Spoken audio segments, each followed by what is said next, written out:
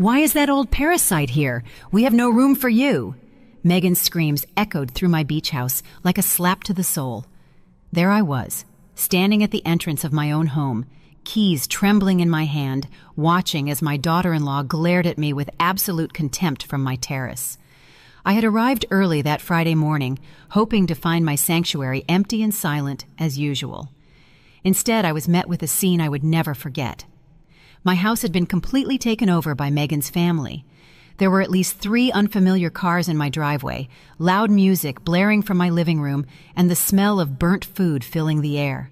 Children were running around my deck, screaming and playing soccer against the red geranium pots I had cared for over years. The lawn I mowed myself every weekend was trampled and littered with empty beer cans. The wicker chairs I'd bought with so much love the year before were covered in wet towels and dirty clothes. My beautiful garden looked like a battlefield after an out-of-control party. When Megan saw me, she didn't show a hint of shame. On the contrary, she stood planted in the main doorway as if she owned the place. She was wearing one of my favorite aprons, the one I'd embroidered with my own hands 10 years ago. Her eyes had that cold look I knew so well, the one she always gave me at family dinners when she thought no one was watching. "Megan, I didn't know you were here," I said, trying to find the calmest voice possible within my constricted chest. "This is my house. I've been coming here every holiday weekend for 20 years. She laughed. It was a laugh so cruel it made me feel small and insignificant. "Oh, please," she scoffed. "Robert told me we could use the house as long as we wanted. Besides, we're actually doing something productive here. You just come to complain and interrupt our family plans." More people appeared behind her. Her sister, Veronica, with her 2 teenagers, her gray-haired mother who looked at me as if I were an intruder, and 3 other people I didn't even know. There was an older man in a Hawaiian shirt who seemed to be her uncle, a young woman with a baby in her arms, and another man who was smoking calmly on my balcony as if it were nothing. They all stared at me with a mix of annoyance and surprise, as if my presence in my own home was a terrible inconvenience. Megan's mother approached and looked me up and down with disdain. "Is this the famous mother-in-law you always talk about?" she asked her daughter in a mocking tone. "I thought she'd be more imposing. She looks pretty ordinary." The malicious snickers of the others pierced me like needles. There I was at 70 years old, in my simple travel clothes, being judged by complete strangers on my own property. "Where's Robert?" I asked, feeling my heart start to beat faster. My son had to be here. He would explain everything. Was there a misunderstanding? "Robert is working, as always," Megan replied, crossing her arms. "Unlike you, he has real responsibilities. Look, Eleanor, there's no room for you here. The rooms are all taken. The kitchen is being used to prepare food for the whole family, and frankly, your presence will only create unnecessary tension." I was frozen. In that moment, it felt as if the world had stopped. She was actually kicking me out of my own house. The house I built brick by brick after I was widowed. The house I worked day and night for years as a seamstress to pay for. "Besides," Megan continued with a poisonous smile, "I already spoke with Robert, and we agreed that this house needs to be used more. It makes no sense for it to be empty most of the time while you live comfortably in the city. We have kids who need space to grow." The words hit me like stones. 20 years of building this house after my husband died. 20 years of paying every penny of the mortgage with money earned from cutting and sewing clothes for other people's families. 20 years of caring for every detail, every plant, every corner of this place that had become my personal sanctuary, my only refuge from the world. "This house is mine, Megan," I managed to say, though my voice sounded weaker than I would have liked. "I have the documents. I pay all the bills. Oh, that's enough," she interrupted, raising her voice even more. "Always the same thing. How it's yours, how you pay. Robert is your son, isn't he? What's yours is also his, and what's his is also mine. That's how normal families work." The kids had stopped playing, and everyone was watching me in silence. I could feel their eyes on me, judging me, waiting for my reaction. The humiliation burned my cheeks like fire, but something inside me refused to break. It refused to give them the show they were waiting for. One of the teenagers, who seemed to be Megan's niece, came closer and looked at me with insolence. "Why don't you just go to a hotel? My aunt is right. There's no room for anyone else here." "It's fine, dear," I finally said, with a smile that came from my soul, but I knew didn't reach my eyes. "I understand the situation perfectly." Megan smiled in victory, believing she had won. The others seemed satisfied, as if they had witnessed a just victory. They had no idea what they had just unleashed. As I walked away from my own house with slow, dignified steps, my mind traveled 20 years back to when this property was nothing more than a vacant lot full of weeds and dreams. I was 50 years old then. I had just become a widow, and Robert was barely 25. It was just the two of us against the world, and I had made the most important decision of my life, to build a refuge for our family. I remembered that August morning when I arrived at the lot with my work shoes and my savings book. I had saved every single dollar by working as a seamstress, taking orders from 4 in the morning until 11 at night. Wedding dresses, school uniforms, clothing alterations, curtains for other people's homes. My fingers bled 1,000 times on that sewing machine I still own, but every stitch was one brick closer to my dream. The architect looked at me with distrust when I told him I wanted to build a beach house as a widowed seamstress. "Mrs. Crawford, this is going to cost at least $45,000, he told me while looking through his papers. "Are you sure you can handle this expense?" I took out my bank book and placed it in front of him. I had exactly $45,000 saved, penny by penny. Robert accompanied me the first day the workers arrived. His eyes were shining with excitement, seeing his mother turn poverty into hope. "Mom, are we really going to have a beach house?" he asked me as I marked where the foundations would go. "We're not just going to have it, son," I said. "We're going to build it with our own hands." And so we did. For 2 years, every weekend I drove out here to supervise the construction. I carried sand, painted walls, and planted every tree in the garden. Robert came with me when he didn't have college classes. Together, we chose the kitchen tiles, the creamy color of the walls, and the exact position of each window to let in the sea breeze. When we finally finished the house, Robert hugged me on the deck and said, "Mom, you're the strongest woman I know. Someday, when I have a family, I'll tell them how my mother built this paradise with pure love and hard work." How had that same boy come to allow his wife to humiliate me in the place I built with so much sacrifice? The house wasn't just walls and a roof. It was the symbol of my independence after becoming a widow. It was proof that a woman on her own could make it without depending on anyone. It was my refuge when the world became too heavy. My place to remember who Eleanor Crawford was before I became just Robert's mom. Every object in that house had a story. I bought the dining table with the extra money I earned making quinceañera dresses for 3 months straight. I sewed the living room curtains myself with fabric I got on sale. The set of kitchen pots cost me $200 that I saved by not buying new clothes for a whole year. But what hurt the most was remembering all the times Megan had come here as a guest. The first years of her marriage to Robert, she behaved like a grateful daughter-in-law. "Oh, Mother Crawford, what a beautiful house you have. You must be so proud of everything you've accomplished." She helped me cook, played with the kids on the beach, and even brought me flowers from the market when they came to visit. When had everything changed? When had she started looking at me as if I were a burden instead of the woman who had given her a husband? Maybe it was when Robert got that better-paying job and she stopped working. Or maybe it was when they bought their own house in the city and she started feeling superior to the widowed seamstress who lived in a small apartment. The signs had been there for years, but I had ignored them. Her comments about my age, "Mother Crawford, you should rest more. It's not good for you to work so hard at your age." Her suggestions about my clothes, "Why don't you buy something more modern? Robert makes good money now. He can help you." Her hints about the house, "What a waste for this house to be empty most of the time." Now I understood that she had been planning this for a long time. The invasion of my house hadn't been spontaneous. It had been calculated, thought out, designed to humiliate me, and take possession of what I had built with so much effort. As I walked toward my car, I felt something I hadn't experienced in decades, a pure, cold rage rising from my stomach to my throat. It wasn't the blind rage that makes you scream and lose control. It was something much more dangerous.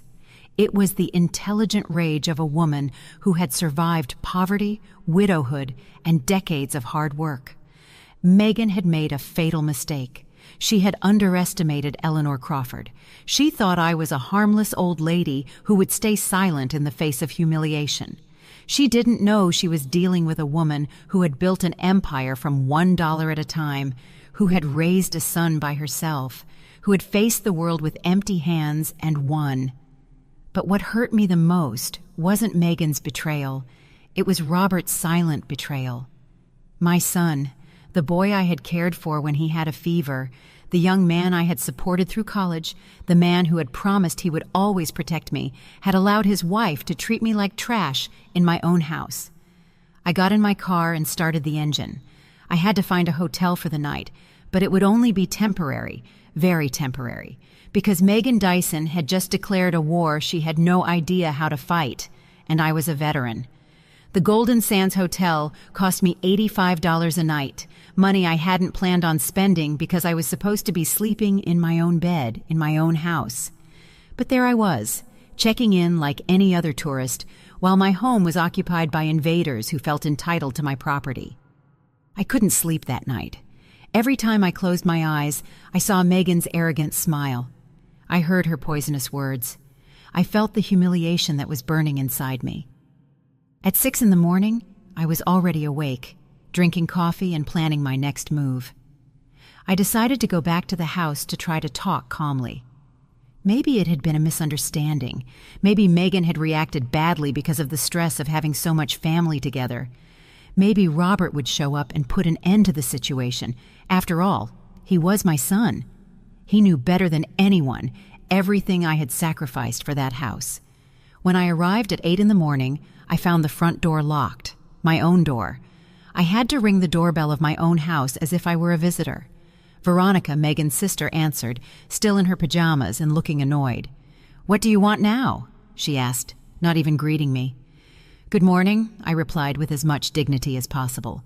"I've come to get some of my personal things, and I need to talk to Megan about this situation." "Megan is sleeping, and your things aren't here anymore. We put them in bags in the garage so they wouldn't get in the way." My things in bags in the garage. It felt like I'd been stabbed in the chest. "What do you mean my things are in bags? This is my house, Veronica. All the things in here are mine." "Look, lady, I don't want any trouble, but Megan explained the whole situation to me. Robert gave her permission to use the house, and you guys already worked everything out. I don't know why you're here to make drama now." She let me in, but I felt like an intruder in my own home. The smell was different. It smelled of strange food, cigarettes, and cheap perfume. My living room was full of inflatable mattresses and clothes thrown everywhere. The furniture I had chosen with so much love was stained and in disarray. When I walked into the kitchen, my heart nearly stopped. My beautiful kitchen, the one I had designed thinking of all the family meals I would prepare there, was completely wrecked. The stove had burnt grease on it, the sink was full of dirty dishes that already smelled bad, and they had used my best pots to cook something that had left permanent stains on the bottom. "Where are my china plates?" I asked, my voice trembling. "Oh, some of those broke. The kids were playing, and you know how they are. Megan says they were very old anyway." My china plates, the ones I had bought one by one for years, saving to complete the set, the ones I had only used on special occasions because I cared for them like treasures, were broken, discarded, as if they were worthless. I went up the stairs to my master bedroom, the sanctuary where I had planned to rest these days. The door was open, and inside was Megan's mother, already dressed, organizing clothes in my closet, as if it were her own. "Excuse me," I said, trying to maintain my composure. "This is my room." "Oh, my daughter Megan explained everything to me. Don't you worry. I'll take very good care of things. Look, I even organized your clothes in these bags so they don't get wrinkled." My dresses, my blouses, my shoes, All my personal clothes were shoved into plastic bags as if they were trash for donation. 2 kids I didn't know were sleeping in my bed, and my favorite pillows were on the floor covered in stains. "Ma'am, I need you to get these kids off my bed," I said firmly. "Your bed?" she scoffed. "Oh, please. Megan told me you weren't going to use this room anymore. The kids need to sleep comfortably, not on the floor." It was like living a nightmare. In my own house, they were treating me as if I were the intruder, as if my 30 years of work and sacrifice meant nothing, as if my rights to my property were just an old lady's whims. I went down the stairs, trembling with indignation, and looked for Megan. I found her on the terrace, drinking coffee from one of my favorite mugs, wearing my housecoat, talking on the phone as if she were the lady of the house. "Yes, Mom, the house is beautiful. Don't worry, I've already handled everything. The mother-in-law understood how things are now." She was laughing as she spoke, as if my humiliation were a funny joke. When she saw me, she hung up and looked at me with annoyance. "What are you doing here so early? I thought it was clear that there was no room for you. Megan, we need to talk. This house is legally mine. I pay the taxes. I pay for the maintenance. I have all the documents. Robert has no right to give you permission for my property without consulting me. Oh, please don't start with your legal drama. Robert is your son, right? Children inherit from their parents. It's normal. Besides, we're taking better care of the house than you are. Look how full of family it is, how happy it looks." "Happy? You've destroyed my kitchen. You broke my plates and put my clothes in bags like they were trash." "Well, you have a lot of old things that are no longer useful. We took the opportunity to do a general cleanup. We did you a favor." I couldn't believe what I was hearing. This woman had invaded my house, destroyed my belongings, humiliated my memory and my memories, and then had the audacity to tell me she had done me a favor. "Where is Robert?" I asked one last time. "I already told you, he's working, but don't worry, he's completely on board with all of this. In fact, it was his idea. He said it's time for this house to be used for something productive instead of sitting empty, waiting for your occasional visits." That lie broke my heart. I knew my son better than anyone. Robert would never have planned something like this behind my back. But then, why wasn't he here defending me? Why was he allowing his wife to treat me this way? "Megan, I'm going to be very clear with you. You have until tomorrow to get your entire family out of my house. This situation is going to end now." She laughed that cruel laugh I already knew too well. "What? Are you going to call the police? Are you going to sue your own son? Don't be ridiculous, Eleanor. You know you can't do anything against us. We're family." In that moment, I knew she was right about one thing. We were family. But she had forgotten a fundamental rule of true families. Wolves don't attack the pack. And she had just attacked the oldest and wisest wolf of all. I smiled and turned to leave. "You're right, Megan. We are family, and you'll soon see what that really means." That afternoon, I returned to the house with an excuse. I had forgotten to get some important medication from my bathroom cabinet. Megan let me in reluctantly, but didn't accompany me. She was too busy organizing a barbecue on my deck with her entire extended family. As I went up the stairs to my bathroom, I took the opportunity to really inspect the damage they had done to my home. What I found was even worse than I had imagined. My master bedroom was not only occupied by Megan's mother and the unknown kids, they had moved my vanity, scratched the mirror with something sharp, and used my drawers to store their dirty underwear. The bathroom was a nightmare. My white porcelain bathtub, which I had had specially installed because I dreamed of taking relaxing baths after long days of work, was stained with black hair dye. The towels I had embroidered by hand were thrown on the floor, dirty and smelly. My personal care products had disappeared, likely used by all the women in Megan's family. But what truly made me tremble with rage was what I found in my secret closet. Behind the main closet, I had a small space where I kept my most important documents and some sentimental valuables. It was my ultra-private place, where no one else knew it existed. The space had been discovered and violated. My documents were scrambled, some on the floor. The jewelry I had inherited from my mother was gone. The property titles to the house were wrinkled, as if someone had been carelessly reviewing and handling them. But the most alarming thing was finding papers that weren't mine, legal documents with Robert's and Megan's names on them. I took them with trembling hands and read them quickly. It was a request to change the ownership of the property. They wanted to transfer the house into Robert's name, claiming that I, due to my advanced age and deteriorated mental condition, was no longer capable of managing valuable properties. Deteriorated mental condition. Me, the woman who had managed her finances perfectly for 70 years, who had built a fortune from scratch, who was still working and maintaining her financial independence. They wanted to declare me mentally incompetent to steal my house. The paper was dated last week. This confirmed that the invasion of my house hadn't been spontaneous. It had been part of an elaborate plan to take possession of my property using the law to their advantage. At the bottom of the papers, I found something that chilled me to the bone: a real estate appraisal. They had appraised my beach house at $300,000, and there was a handwritten note in Megan's handwriting. With this money, we can buy a bigger apartment and send the kids to private school. We just need R to sign the papers and for the old lady not to cause any trouble. The old lady. That's what they called me. The old lady who wasn't supposed to cause trouble while they stripped me of everything I had built in my life. I put all the documents in my bag. It was the evidence I needed to fully understand the situation. This wasn't just a family invasion. It was a planned robbery, an elaborate fraud to strip me of my life's work with my own blood as an accomplice. I left the closet and went to my bedroom window. From there, I could see the terrace where Megan's entire family was celebrating. They had loud music on, were grilling meat on my new barbecue, and using my outdoor plate set.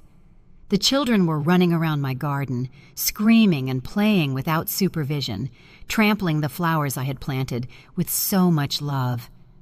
But what hurt me the most was seeing Veronica, Megan's sister, taking selfies in different corners of my house, posing as if it were her new property. In one photo, she was sitting in my favorite hammock. In another, she was in the kitchen serving drinks as if she were the hostess. She was uploading them to her social media with comments like, "Family vacation at our new beach house," and "Blessed with this paradise." Our new house. It wasn't even the family's house anymore. It was her new house. I took photos of everything with my phone: the mess, the damage, the stains, the scattered clothes. If this was going to turn into a legal battle, I needed evidence of how they had treated my property. When I went down the stairs, I heard Megan on the phone again. This time, she didn't bother to lower her voice when she saw me. "No, Mom, don't worry. The lawyer says it's very easy. Since Robert is an only child, he can claim the inheritance early due to his mother's incapacity. And once the house is in his name, we can do whatever we want with it." Early inheritance due to incapacity. They wanted to declare me mentally incompetent to steal my inheritance while I was still alive. Yeah, we already sent the fake medical papers. We paid that doctor from the cheap clinic $50 to sign a report saying she has senile dementia. Robert didn't want to at first, but I explained to him that it's for the good of the kids. Fake medical papers, a corrupt doctor, an invented senile dementia report. My own son convinced that stripping me of my property was for the good of the kids. The conversation continued, but I couldn't listen anymore. My world was falling apart not just because of the betrayal, but because of the sophistication of the deception. They had planned every detail, every lie, every fake document necessary to legally rob me. I left the house without saying goodbye. There was nothing left to talk about with that woman. Words had lost all meaning. This was no longer a family dispute that could be resolved with conversations and good feelings. It was a war, and they had fired the first shot using the dirtiest weapons possible: lies, fake documents, medical corruption, and the manipulation of my own son. But they had made a fatal mistake. They had underestimated their enemy. They thought Eleanor Crawford was a defenseless old lady who would surrender at the first legal threat. They didn't know they were fighting a woman who had built everything they had from nothing, a woman who knew the real value of money, of honest work, and of true justice. Now it was my turn to plan. Monday morning, Robert finally showed up. He arrived at the house in his new car, that Toyota he had bought with the money from the promotion he got last year. I saw him park in my driveway as if nothing had happened, as if his family hadn't invaded my home and destroyed my life over a weekend. I was waiting for him on the hotel terrace, watching my house with binoculars I had bought at a sporting goods store. I had spent the night awake, organizing all the documents I had found, taking notes, and preparing for this moment. I knew Robert would come eventually. He had to come. Their plan couldn't be executed without his personal signature. I saw him greet Megan with a kiss on the cheek, hug some of the children running in the garden, and act as if this were completely normal, as if his mother hadn't been humiliated and thrown out of her own house, as if he weren't an accomplice in an elaborate fraud to steal my property. I waited 20 minutes before walking toward the house. I needed him to feel comfortable, to believe he was in control of the situation. When I rang the doorbell, he was the one who opened the door. "Mom," he said, with that forced smile he used when he knew he had done something wrong. The same smile he used when he was a kid, and I caught him lying about his grades. "How are you? Megan told me you came over the weekend." "Megan told you?" I repeated slowly, measuring each word. "Is that all she told you, Robert?" "Well, yeah, she said there was a small misunderstanding, but that everything is already settled. I thought we had talked about this before." "Talked about what exactly?" Robert became nervous. He started to play with his car keys, as he always did when he was lying. About using the house. You know you come here so little, Mom, and Megan's family needs a place to get together for vacations." "Oh, I see. And did we also talk about declaring me mentally incompetent?" His face went as white as a sheet. "What? What are you talking about?" I took the documents from my bag and put them in front of him. "I'm talking about this, Robert. Request for property transfer due to owner's mental incapacity. Does that sound familiar?" His hands trembled as he took the papers. For a moment, I saw my real son, the scared boy I had raised by myself for so many years. But that moment lasted only a few seconds before Megan appeared behind him. "What's going on here?" she asked, with that controlling voice she always used. "Robert, I thought we agreed there was nothing to talk about." "Megan, she found the papers." "What papers?" she asked, feigning innocence. "Robert, your mom is confused again. You know how she gets when she's stressed." "I'm not confused, Megan, and I'm not senile either, as the fake medical report you paid $50 for says." The mask fell completely. Her eyes filled with pure hatred. "You were spying on our private conversations?" "I was defending my house from invaders and thieves." "Thieves!" she yelled. "We are not thieves. Robert is your son. He has a right to this property." "Robert has a right to inherit when I die, not to steal from me while I'm alive." "Oh, please. You're already old, Eleanor. How many more years are you going to live? Why don't you just let us do something productive with this house instead of it sitting empty, waiting for your occasional visits?" The silence that followed was deafening. Robert had his head down like a punished child. Megan's mother and Veronica had come out of the house and were listening from the terrace. The kids had stopped playing and were watching us curiously. "Did you just really suggest that my mother hurry up and die so you can have her house?" Robert finally raised his voice. "I didn't say that," Megan defended herself. "I just said that she doesn't need so many properties at her age." "Who are you to decide what I need or don't need?" I asked her directly. "Who do you think you are to invade my house, destroy my belongings, steal my jewelry, and plan to strip me of my life's work with fake documents?" "We didn't steal anything." "No? Then where are the pearl earrings my mother left me? Where is my late husband's gold watch? Where are the silver coins I had stored in my secret closet?" Robert looked at me in surprise. "What silver coins?" "The ones your wife knows about because she went through all my private documents looking for ways to steal from me." "That's a lie!" Megan screamed, but her face gave her away. "Robert," I said to my son, with the calmest voice I could find, "I need you to tell me the truth right now. Did you know about the property transfer papers?" I tell her, Megan yelled at him. "Tell her you knew. Tell her you agreed. Tell her it's time for you to think about your real family instead of pleasing your mom your whole life." "Shut up, Megan," Robert finally exploded. "Just shut up." We all fell silent. Robert never yelled at his wife. He was a quiet man. He avoided conflict. He always sought family peace. Seeing him lose control like that was shocking for everyone. "Mom," he said with tears in his eyes, I never wanted things to get to this. But you knew about the papers, didn't you? Yes or no?" "Yes," he whispered. "I did." My heart broke into 1,000 pieces. It was one thing to suspect my son's betrayal, but it was another thing entirely to hear him confirm it with his own voice. And the fake medical report, too? Megan said it was just a formality, that all kids have to do that when their parents reach a certain age, that it was normal, that it was to protect you. Protect me from what, Robert? From making bad decisions with your money. What bad decisions? Spending my money on my house for my vacations? No, Mom. But Megan is right that the house is empty most of the time, and we have expenses. We have kids who need... And that's why you decided to rob me instead of asking me for help? We're not robbing you, Megan interrupted again. We're helping you be more practical with your money. Helping me be practical by faking medical reports, inventing that I have dementia, and invading my house like thieves? That's enough, Megan screamed. Robert, tell her the truth once and for all. Tell her you already spoke with the lawyer, that the papers are ready, that all that's missing is your signature to transfer the property. Tell her it's time for you to act like a man instead of an obedient child. Robert looked at me with eyes full of shame and pain.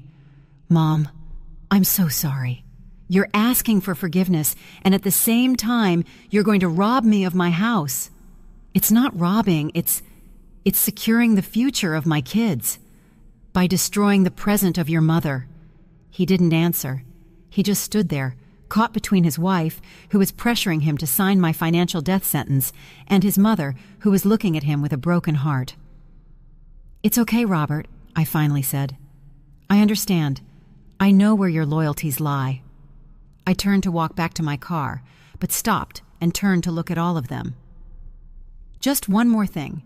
You thought Eleanor Crawford was a defenseless old lady who would give up without a fight. You were wrong. I fought poverty and won. I fought widowhood and won. I built this property brick by brick when you weren't even in my life, and now I'm going to fight against you, and I'm going to win this too. The triumphant smile disappeared from Megan's face. For the first time, I saw fear in her eyes. With what lawyer? She asked with a trembling voice. You don't have money for legal battles. I smiled. Who told you I don't have money, dear? I walked out of my house with my dignity intact, but with a broken heart. Robert had made his choice. He had chosen easy money over the woman who had raised, educated, and loved him unconditionally for 45 years. He had chosen his wife's manipulative screams over the silent voice of his own conscience. But if they thought I was going to stay in a corner crying, they were completely wrong. I drove straight to the bank. I needed to check exactly how much money I had available for this war. For the last 20 years, I had continued to save religiously, even after finishing paying for the house. Every month, I put away $300 from my pension and the income from my sewing work. I had learned from a young age that saved money was power. It was security. It was freedom. The bank manager, Alex Peterson, had known me for 15 years. He was a serious professional man who had always respected my financial discipline. Eleanor, how can I help you today? I need the exact balance of all my accounts, and I need to discuss a delicate legal matter. When he showed me the numbers on the screen, I smiled for the first time in days. I had $87,000 in savings, plus $23,000 in certificates of deposit, and $12,000 in my checking account, $122,000 in total. Megan had miscalculated. She thought I was a poor old lady who relied solely on a meager pension. She didn't know that Eleanor Crawford had been a hard-working aunt all her life, saving every penny to protect herself from exactly this kind of situation. Mr. Peterson, I need you to freeze any attempts by third parties to access my accounts, and I need an official letter from the bank confirming my mental capacity to manage my finances. Of course, Eleanor. Is there a problem? My family is trying to have me declared mentally incompetent to take my assets. His face became serious. That's very serious. Do you need a recommendation for a specialized lawyer? Yes, please.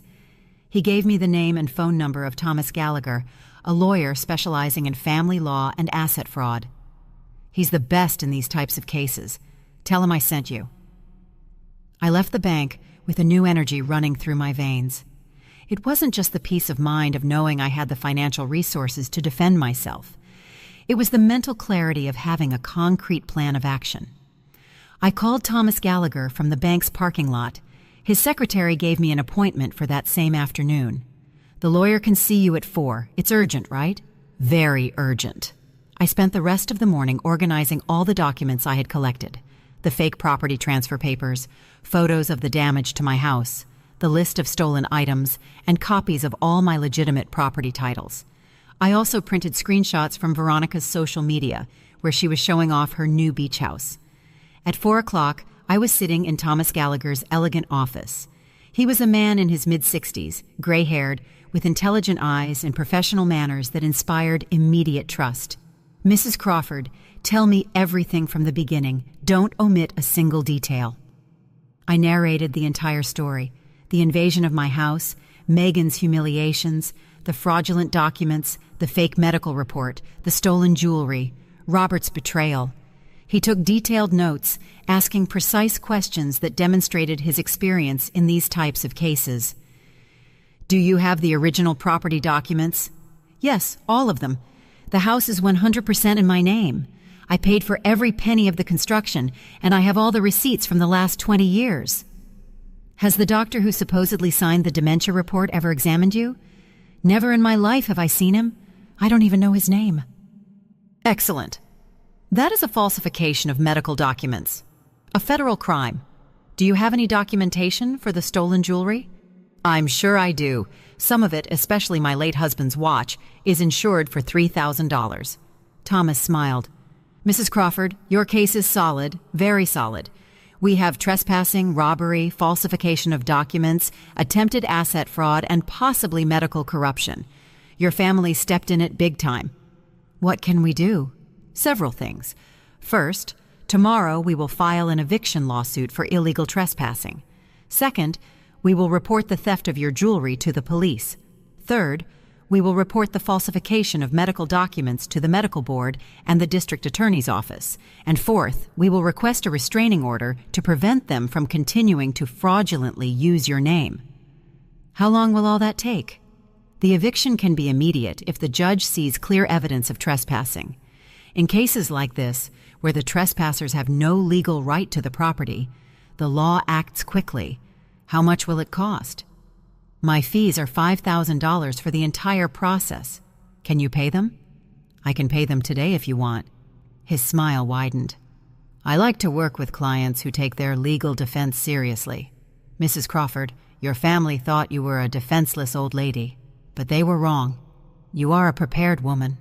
I've been preparing to defend myself from the world for 70 years, counselor. I'm not going to stop now. Excellent attitude. One important question. Are you willing to take this all the way? Because when we start this process, your relationship with your son will probably be irreparable. I was silent for a moment, thinking of Robert, of the boy he had been, of the man he could have been, of the coward he had become. Counselor, my son betrayed me for money, declared me mentally incompetent for money, and publicly humiliated me for money. If our relationship can break so easily over money, then it was never a real relationship. And if he tries to regret it and apologize during the process, then he should have thought about it before signing papers to rob me. Apologies after being caught don't count. Thomas nodded with respect. Understood. We will proceed with everything. First thing in the morning, we'll file all the lawsuits. There's one more thing, counselor. I want them to understand that they completely underestimated their opponent. I want them to learn that the consequences of betraying family are real and permanent. What do you have in mind? I want this lawsuit to be public. I want all their friends, neighbors, and acquaintances to know exactly what they did. I want the social cost of their betrayal to be as high as the legal cost. That can be arranged. Court records are public, and we can make sure the local media hear about such a scandalous case. I left that office feeling completely different than when I had entered. I was no longer Eleanor Crawford, the betrayed and humiliated mother. Now, I was Eleanor Crawford, the woman who was defending herself with all the legal weapons at her disposal. That night, from my hotel room, I called my sister Laura in Texas. I told her the whole story. "Eleanor, I can't believe Robert would do that after everything you sacrificed for him." "It no longer matters what I sacrificed, Laura. What matters is what I'm going to get back." "Do you need me to come help you?" "No, sister. I have to fight this battle alone, but thank you for offering." I hung up the phone and sat on the bed, looking toward my house. From the hotel window, I could see the lights on, the music still playing, the celebration continuing as if nothing had happened. Tomorrow was going to be a very different day for all of them. I smiled in the darkness. Eleanor Crawford had returned to war. On Tuesday, at 8 in the morning, Thomas Gallagher arrived at my house with 3 legal documents, a police officer, and a public notary. I arrived at the exact same time in a taxi, dressed in my best gray suit and carrying a folder full of evidence. Megan's family was having breakfast on my terrace when they saw the legal caravan park in the driveway. I saw Megan drop her coffee cup when she recognized the official license plates of the police car. "Good morning," Thomas said in a professional and strong voice. "I am attorney Thomas Gallagher, legal representative for Mrs. Eleanor Crawford, the legitimate owner of this property. We have come to deliver an immediate eviction order for illegal trespassing." Megan ran out of the terrace, a look of panic on her face. "What are you talking about?" "This is my husband's house. We have the right to be here." "Ma'am," the police officer replied, "do you have any documents that prove legal rights to this property?" My husband is the owner's son. He gave me permission." "Where is your husband at this moment?" He's at work." Thomas took out the first documents. "Here I have the original deed to the property, completely in Mrs. Eleanor Crawford's name. I also have the property tax receipts for the last 5 years, all paid by Mrs. Crawford, and I have this court-ordered immediate eviction for trespassing without the owner's consent." Megan's mother appeared behind her daughter, visibly nervous. "What's going on here?" "What's going on," I said, in a calm but firm voice, "is that you invaded my house without my consent, destroyed my property, stole my belongings, and tried to strip me of my life's work using fake documents. Now you are going to face the legal consequences." Veronica came out of the house, recording everything on her phone. "This is elder abuse. The lady is crazy and is harassing us." "Miss," the public notary intervened, "stop recording immediately. This is an official legal proceeding, and you are not authorized to document it." Thomas took out more papers. "I also have a formal complaint here for the theft of jewelry and valuables, with a detailed list of all the missing items and their estimated values." "We didn't steal anything," Megan yelled. "Where are the pearl earrings that belonged to Mrs. Crawford's mother?" the police officer asked. I don't know what earrings you're talking about." "And the gold watch of Mrs. Crawford's late husband insured for $3,000? Megan was silent. Her face turned red with shame. "Furthermore," Thomas continued, "we have evidence of falsifying medical documents to try to declare Mrs. Crawford mentally incompetent. This is a federal crime punishable by prison time." "Medical documents?" the officer asked. "What kind of documents?" I showed him the papers I had found. A fake report claiming I have senile dementia, signed by a doctor who has never examined me, paid for with $50 to facilitate the theft of my property. The police officer reviewed the documents and frowned. "This is very serious, ma'am," he said to Megan. "You paid for a fake medical report?" I didn't. We just wanted to help her. She's too old to manage so many properties." "And that's why you decided to steal her house using fraudulent documents?" Just then, Robert arrived, driving at full speed. He got out of the car with a look of total desperation. Surely someone had told him about the police's arrival. "What's going on here?" he asked, almost out of breath. "Your wife and her family are being legally evicted from your mother's property for illegal trespassing." Thomas explained to him. "And you, Mr. Crawford, are being cited as an accomplice in a case of attempted asset fraud." "Asset fraud?" I showed him the documents. "The property transfer papers you were going to sign to steal my house, Robert. The papers your wife had hidden in my secret closet." Robert turned pale. "Mom, I can explain." "There's nothing left to explain. You already made your decision." "But I didn't want it to get to this." "Didn't want it to get to what? To me defending myself? You hoped I would stay quiet while they stole my life's work?" Megan approached Robert and whispered something in his ear. He shook his head. "What is your wife telling you, Robert?" I asked. "She wants me to tell the police that you have mental problems, that you invent things." "What? And what are you going to say?" Robert looked me in the eyes for the first time in days. I saw the scared boy he had been, but I also saw the cowardly man he had become. I don't know what to say, Mom." "Then don't say anything." Thomas took out the last documents. "Mr. Robert Crawford, here is your official citation. You have 3 days to appear in family court to answer for the charges of complicity in attempted asset fraud against a senior citizen. Complicity? Your signature is on the property transfer request documents. Your name is on the request for your mother's mental incapacity. You authorized the fraudulent use of this property. You are legally responsible for all the damages." "But I'm her son. She can't sue her own son." "Mr. Crawford," the police officer said, "the law makes no exceptions for kinship when it comes to fraud and theft. A crime is a crime, no matter who commits it." Megan's mother started to cry. "This is unfair. We're family. Families don't sue each other." "Families also don't steal from each other," I replied. "But you decided to break that rule first." Thomas checked his watch. "You have exactly 2 hours to collect your personal belongings and leave the property. Any item that belongs to Mrs. Crawford must stay here. The officer will supervise the process to ensure you don't take anything that doesn't belong to you." "2 hours!" Veronica yelled. "That's impossible. We have kids. We have luggage." "You should have thought about that before invading someone else's property," the notary replied. Megan approached me with tears in her eyes, but they were no longer tears of sadness. They were tears of pure rage. "You're going to pay for this," she screamed at me. "You're going to pay dearly for humiliating us this way. Robert, say something. Defend your family." Robert looked at me with an expression I had never seen before.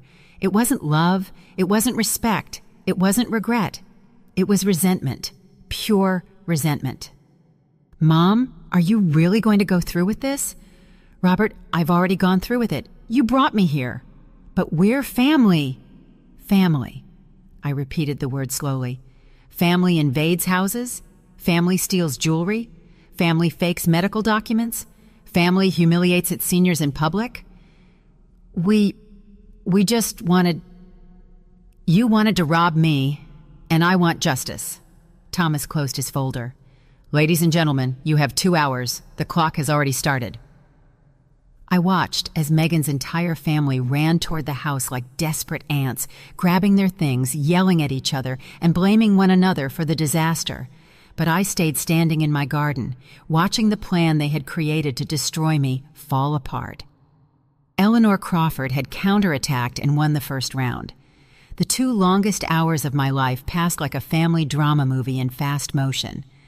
From the deck of my recovered house, I watched the invasion they had so carefully planned completely fall apart. Megan's mother was the first to break. After half an hour of crying and yelling, she sat on the stairs and refused to help with the packing. "This is your fault, Megan," she yelled at her daughter. "You told me everything was settled. You told me the old lady had accepted everything." "Mom, shut up and help me pack," Megan replied, desperately shoving clothes into plastic bags. "The old lady set a trap for us. She acted like a defenseless old lady, and it turns out she had lawyers and money saved up." Veronica recorded the whole process on her phone, but now it wasn't videos celebrating her new beach house. They were videos of the public humiliation of a family being legally evicted as trespassers. "This is going to go viral," she yelled as she filmed her sister packing. "Everyone is going to know how they treated us. They're going to see what kind of person this lady is." The police officer took her phone away. Miss, we already warned you about recording without authorization during a legal proceeding. If you continue, you will be arrested for obstruction of justice. The children ran around the house crying and screaming, not understanding why they had to leave the paradise where they had been playing. One of them, a boy about 8 years old, came up to me. "Ma'am, why are you kicking us out? We didn't do anything wrong." My heart broke a little. The children were innocent in all of this. They had been used as pawns in their parents' plan. "I'm not kicking you out because you did something wrong," I explained in a soft voice.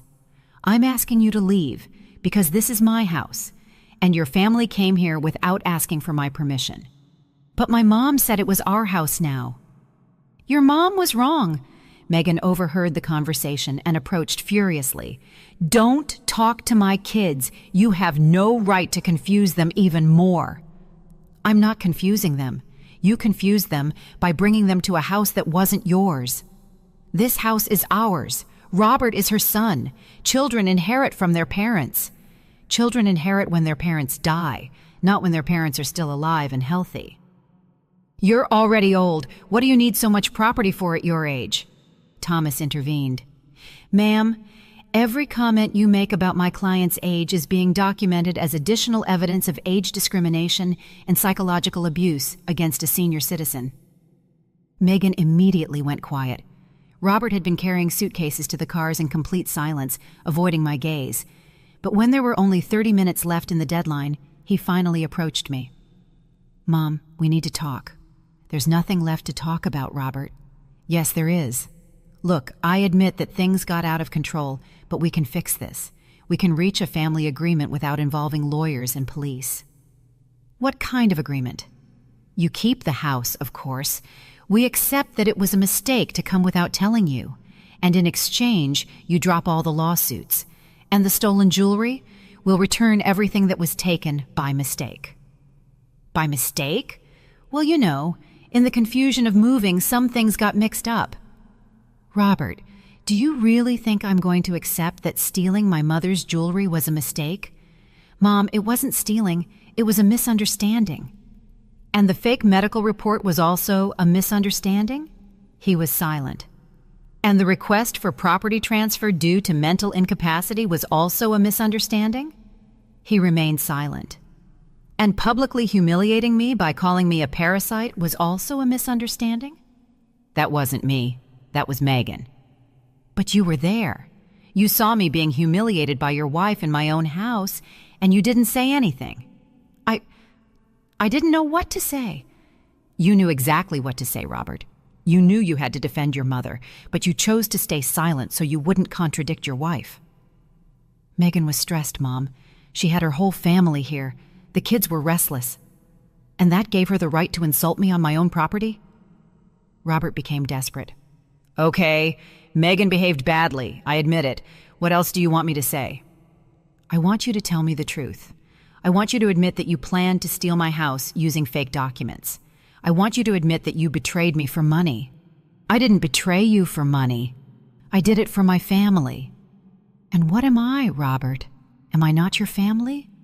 "Yes, you're my family, but Megan and the kids are my primary responsibility now."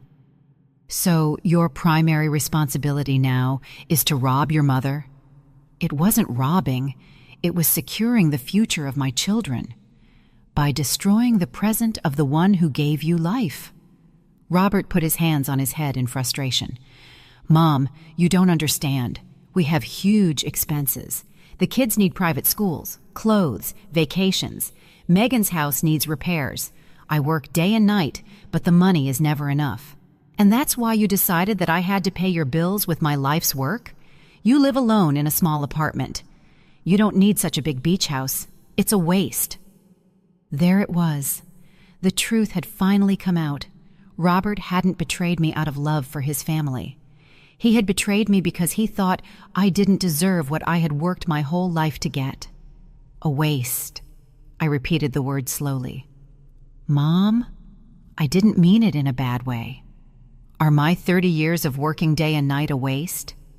"No, but is my discipline of saving every penny to build this house a waste?" Mom, please. Is my sacrifice of raising you alone after becoming a widow a waste?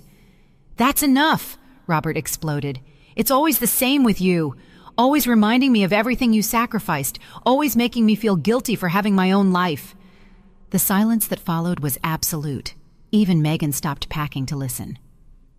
There's the truth, I said, with a calm that surprised me. You didn't betray me for money. You betrayed me because my sacrifices for you became a psychological burden you couldn't bear. I didn't say that. You didn't have to say it. You just screamed it. Robert stood there, breathing heavily, his face red with shame and rage. Do you know what the saddest thing about all this is, son? I asked him. If you had asked me for help directly, I would have helped you. If you had told me you were having financial problems, we would have found a solution together. But you preferred to conspire behind my back, humiliate me publicly, and try to rob me using the law. Why, Robert? Why did you choose the cruelest path? Because I knew you would say no. How did you know if you never asked me? Because you've always been very attached to your money, very controlling with your life's work. Controlling? Robert, I paid for your college. I bought you your first car. I lent you the down payment for your house. I've helped you financially dozens of times in your adult life, but always with conditions, always reminding me that it was your money, that it was your sacrifice. I finally understood everything. Robert hadn't betrayed me out of greed. He had betrayed me out of pride. His male pride couldn't stand continuing to depend financially on his old mother. You know what, Robert? I finally said. You're right. I should have forced you to be more independent when you were younger. I should have let you solve your own problems instead of always rescuing you. But it's too late to change the past, and now you're going to have the opportunity to be completely independent, because from now on, you're going to solve all your financial problems without my help. Thomas checked his watch. Folks, you have 10 minutes left. The final stampede was chaotic. Megan yelling orders, the kids crying, Robert carrying the last suitcases with a look of total defeat. When they were all finally in their cars, Megan rolled down her window and screamed one last threat at me. This isn't over, you bitter old lady. We're going to appeal. We're going to prove that you're crazy. Go right ahead, I replied calmly. My lawyer will be waiting for you. The cars drove away, kicking up dust in my driveway. Robert was the last to leave. He looked at me in the rearview mirror, but I had already turned my back. Thomas approached. How do you feel, Mrs. Crawford? Tired, I answered honestly, but free. Free from having to pretend that we're a happy family. Free from having to excuse betrayal with maternal love. Free from pretending that this can be fixed with forgiveness and forgetting. The police officer said goodbye. The notary finished his documents. Thomas handed me the keys to my own house. Mrs. Crawford, your house has been officially recovered. I went up the steps of my terrace and sat in my favorite chair.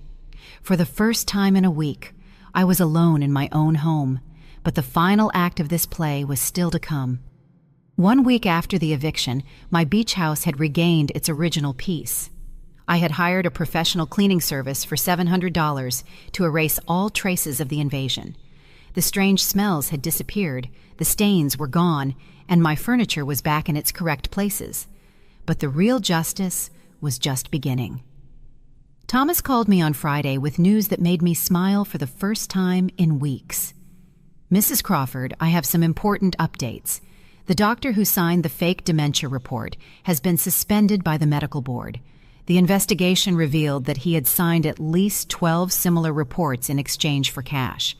And the legal consequences for Robert and Megan? That's the best part. The prosecutor decided to proceed with criminal charges for asset fraud and conspiracy. It's no longer just a civil matter. It's a criminal case now. What exactly does that mean? It means they could face jail time if they are found guilty, and it also means that all the legal fees they've had to pay have been enormous. That same afternoon, I received an unexpected call. It was Veronica, Megan's sister, crying on the phone. Eleanor, please, we need to talk. Megan is desperate. Robert has spent over $15,000 on lawyers, and the legal proceedings aren't even finished yet. And what does that have to do with me?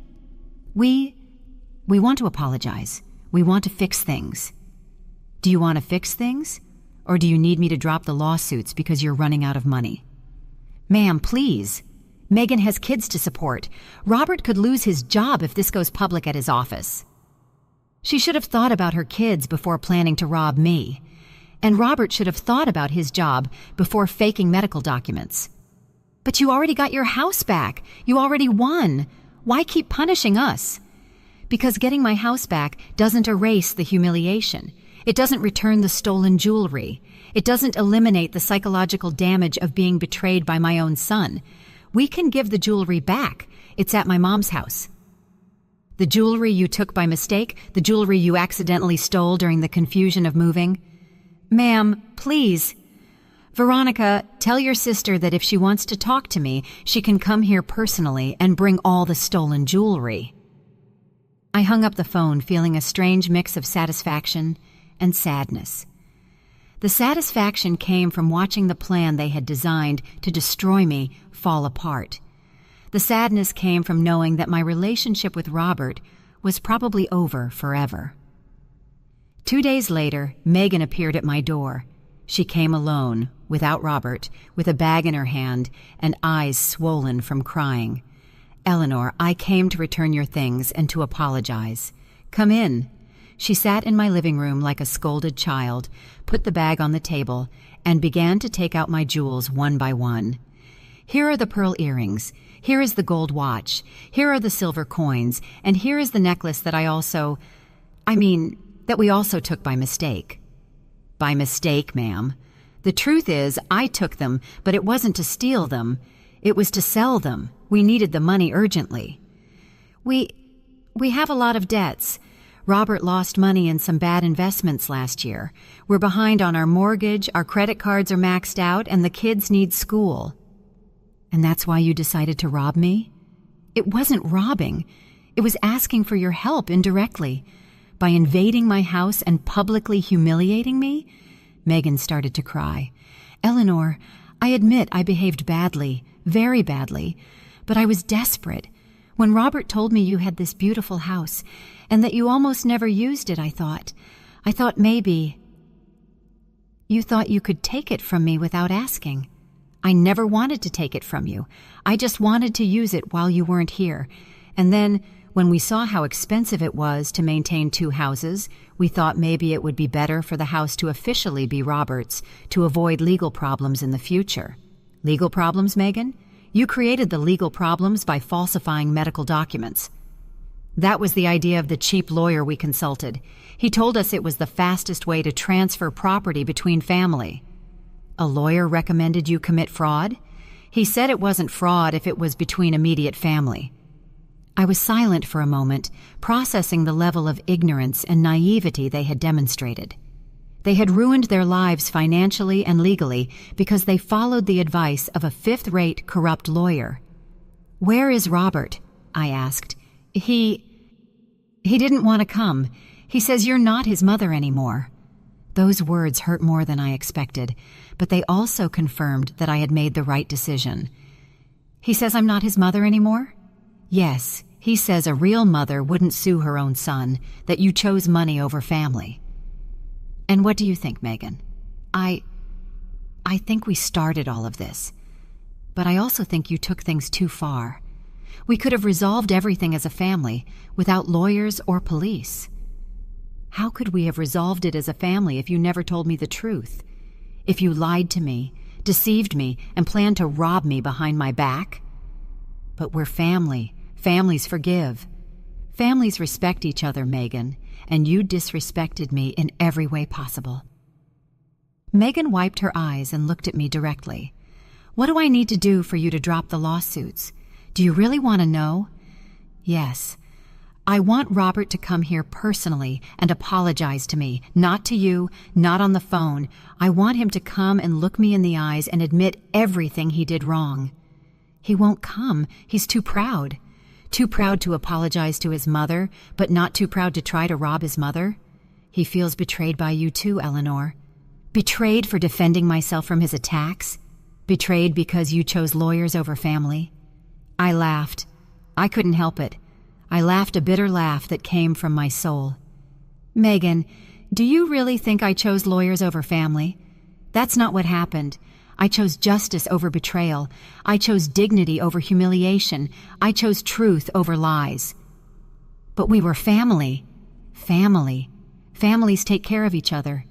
You tried to destroy me. Megan got up to leave. So there's no way to fix this. The way to fix this was not to do it in the first place. After she left, I sat on my terrace, watching the sunset over the sea.